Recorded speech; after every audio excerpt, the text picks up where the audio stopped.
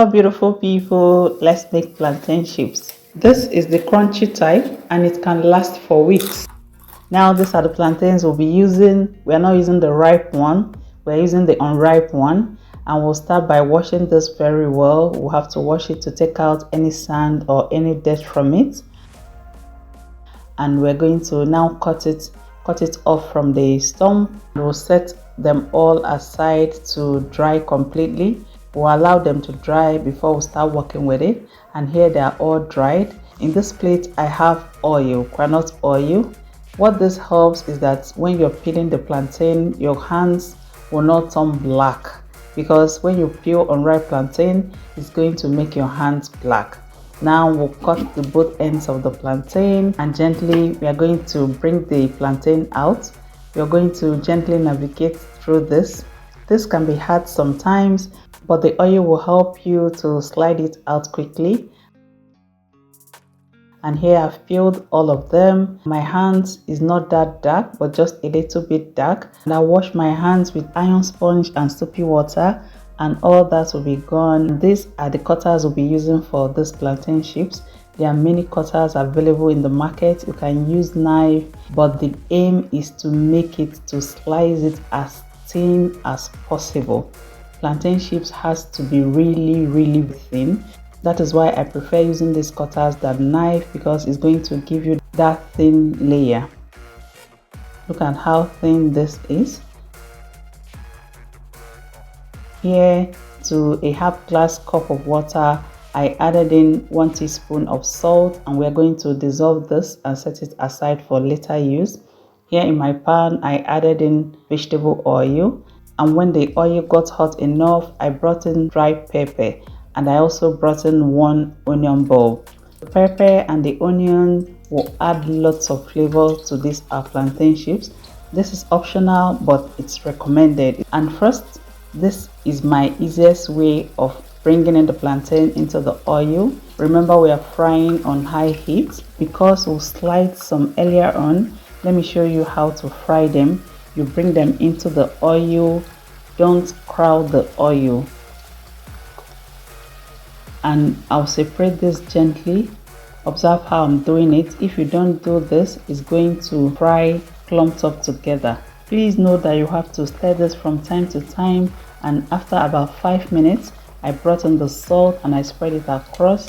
Of course, you hear the reaction of the salty water to the hot oil, and we are going to mix this in quickly. That will help the salt to spread all over the pan, and all the plantain chips will be coated. So I didn't add salt initially when I sliced them. I have to add the salt right inside the pan. And after about 7 to 10 minutes, this is what it looks like. Remember that unripe plantain will not brown. It's ripe plantain that usually brown. If unripe plantain browns, that means it's burnt or almost burnt. I have my ready serviette paper to drain out some of the oil, and we're going to take it off from the heat. Now this is my best method of frying plantain chips. I'm going to slice this directly into the oil. With this method, is frying immediately, is getting into the oil. This gives me crispier plantain chips, and when you get to the end, please be very careful, because this is very sharp. You have to gently slice it in. And this is after 5 minutes on high heat. Remember, you have to stir this occasionally so that it doesn't cook on one side. And I also brought in the salt, spread it across, and I'll quickly stir this in so that the salt will go all around the plantain chips. So if you observe in this one, I removed the onion and the pepper. The flavors from the onion and the pepper is already in the oil, and it's still going to flavor the plantain chips.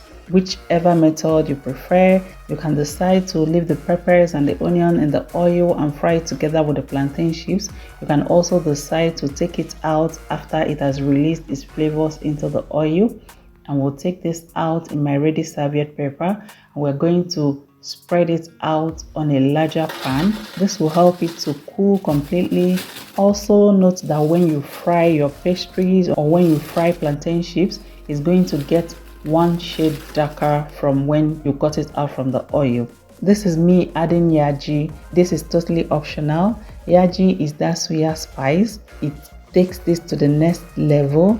I'm sieving it in because I do not want the pepper granules in the plantain chips, and the plantain chips is still very hot at this time.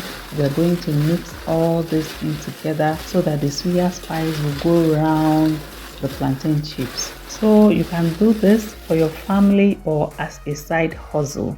Before you bottle this, you make sure that it's completely cooled, because if it's not cooled and you bottle it or you package it, it's going to get mushy. If you're selling this, this is the time to weigh each bottle so that you know the exact measurement to fill for each bottle or for each plate, so that you see your gain at the end of the day.